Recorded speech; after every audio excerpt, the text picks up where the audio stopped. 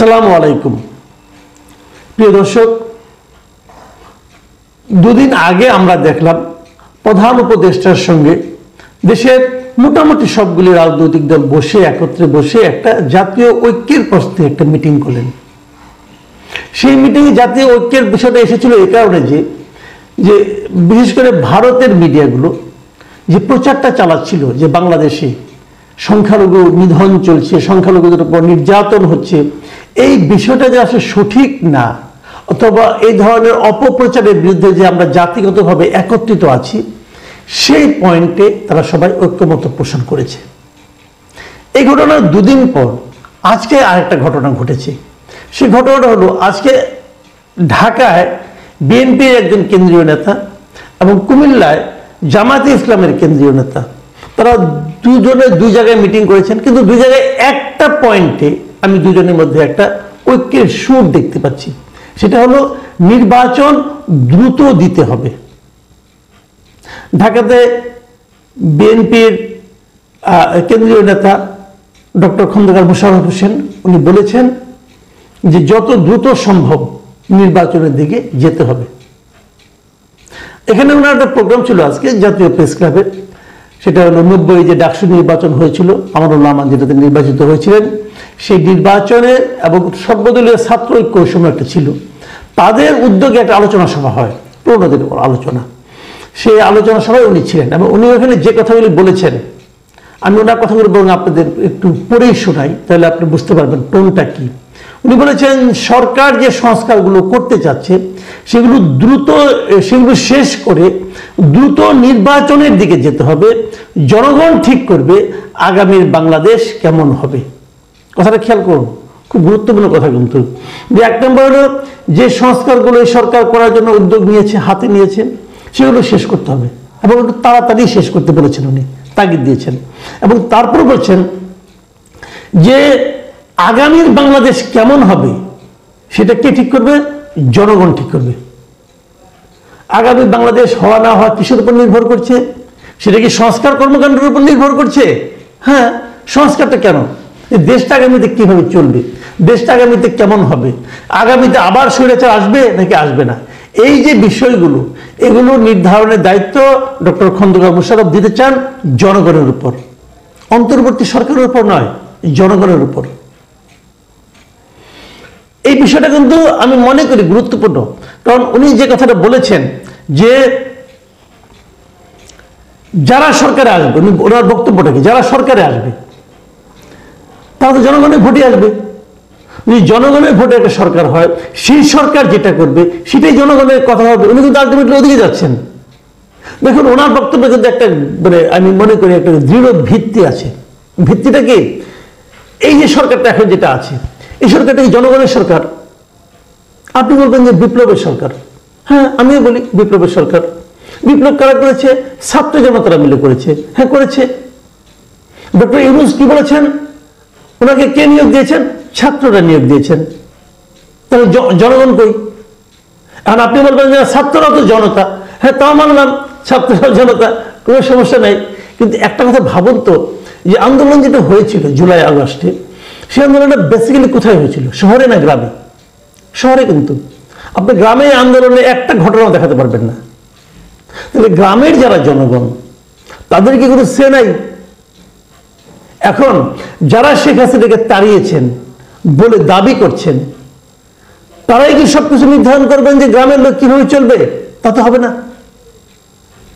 ধরা যাক একজন কৃষক, তার স্ত্রী কৃষাণী ধরলাম আমরা, তাদের সন্তান ইউনিভার্সিটিতে পড়ে, তার সন্তান এই আন্দোলনে ছিলেন, তার পিতা সন্তানকে এক ধরনের সাপোর্ট দিয়েছেন, মা তিনিও সাপোর্ট দিয়েছেন। কিভাবে দিয়েছেন?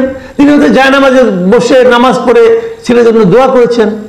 এগুলো সবই আমি মানি, কিন্তু ভোটটি তিনজন একই জায়গায় দিবে আপনি নিশ্চিত? তাতে নিশ্চিত না। ছেলে ভোট দিবে তার জ্ঞান দিয়ে বিচার করবে কাকে ভোট দেওয়া যায়। বাবা ভোট দেবে তার অভিজ্ঞতা দিয়ে, সে দেখেছে এখানে কাকে ভোট দিলে ভালো হয়, কে ভালো করেছে, কে আগে খারাপ করেছে, সে অনেকদিন ধরে ভোট দেয়, উনি জানেন। মা ভোট দিবেন আবেগ দিয়ে। জ্ঞান যদি গুরুত্বপূর্ণ হয়, তাহলে অভিজ্ঞতা এবং আবেগ কি গুরুত্বহীন? তা তো আপনি বলতে পারবেন না।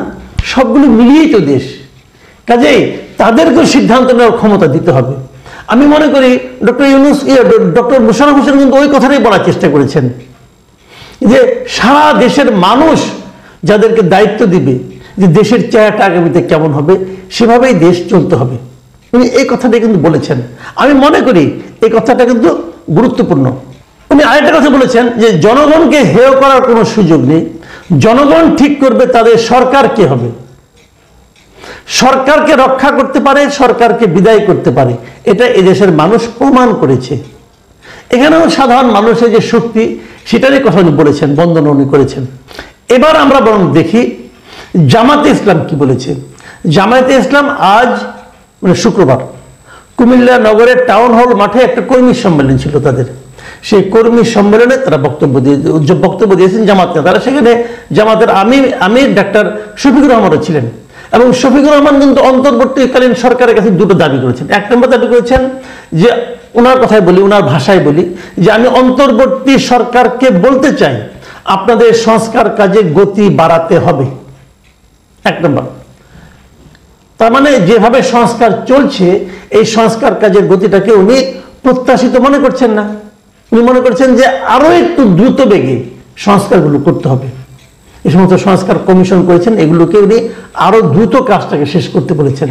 ওনার দ্বিতীয় বক্তব্যটা কি, এই বক্তব্যটা সবচেয়ে গুরুত্বপূর্ণ। উনি বলেছেন, আমরা আপনাদের চাপ দিচ্ছি না, কিন্তু সংস্কারের নামে যেন কালক্ষেপণ না হয় সেদিকেও আপনাদের লক্ষ্য রাখতে হবে। অর্থ হচ্ছে যে আমি যে আপনাকে সংস্কার গতিবেগ বাড়াতে বলছি, এটাকে আপনি চাপ মনে করেন না, কিন্তু এই নামে, সংস্কারের নামে যেন কালক্ষেপণ না হয়, সময় নষ্ট করা না হয়, এদিকেও আপনাদের লক্ষ্য রাখতে বলা হচ্ছে। কেন বললেন উনি? তার মানে উনি কি ভাবছেন যে কোনো কোনো ক্ষেত্রে কালক্ষেপণ হচ্ছে? যদি ভেবে থাকেন সেই ভাবনাটাকে অমূলক, ভিত্তিহীন, আমি কিন্তু ব্যক্তিগতভাবে তা মনে করি না। আমি মনে করি উনি যেটা বলেছেন ঠিকই বলেছেন। কোনো কোনো ক্ষেত্রে মনে হচ্ছে সরকার যেন ধীরে চলছে। সরকারকে মাথায় রাখতে হবে সবকিছু সংস্কারের দায়িত্ব আপনার না, মাথায় রাখতে হবে। আপনি এদিক ওদিক কাজ করছেন কেন? মূল কাজে আসেন। আপনার মূল কাজটা কি? একটা জনগণের সরকারের কাছে ক্ষমতা হস্তান্তর করা। আপনি জনগণের সরকার নন, যত কিছু আপনি বলেন না কেন। ডক্টর ইউনূস পুরা দেশের জনগণের সরকার নন, উনি একটা সিলেক্টেড গ্রুপের সরকার। কাজেই জনগণের সরকারের কাছে ক্ষমতা হস্তান্তরের দাবি, এটাকে আমি সমর্থন করি। এখন এই ব্যাপারে আমাদের মধ্যে একজনের ভীতি কাজ করে, আমি সেটাও আরেকবার বলি। ভীতিটা কি? আমরা দেখেছি যে পলিটিক্যাল পার্টি সরকারগুলো দুর্নীতিপরায়ণ হয়। আমরা কোথায় দেখেছি? এই দেশে দেখেছি। আমাদের অভিজ্ঞতা তাই বলে। কিন্তু আমাদের অভিজ্ঞতাকে সবসময় একই রকম হবে? একই রকম হবে না। জামাতের যে ক্যারেক্টার আমরা আগে দেখেছি, সেই ক্যারেক্টার কি জামাতের এখন আছে?